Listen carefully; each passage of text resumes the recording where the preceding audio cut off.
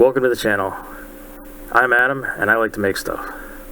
Today we're going to be making some cheap 12 volt Power Wheels batteries for this free roadside F-150 Power Wheels I picked up a while back. Unfortunately that didn't come with a battery and charger, and after looking them up, these things are freaking expensive. Leave a comment with what kind of Power Wheels you have and let me know if you think these batteries are too expensive. So this is how I built my cheap, long-lasting Power Wheel batteries. So first thing we're going to need is some 12 volt batteries.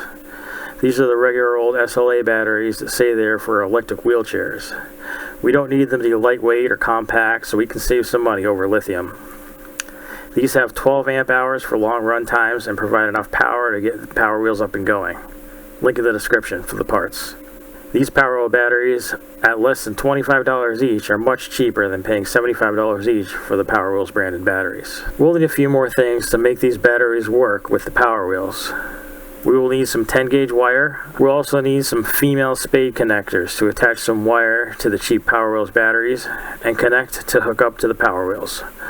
We'll use some XT60 connectors, which are popular in RC cars. They are marked with a positive and negative and have a female and male connector. I like to use a female on the battery side and the male on the charger side of the Power Wheels. This helps reduce the risk of a short on the battery a little bit more. We're going to have to cut the wires to length and strip off some of the insulation using wire strippers.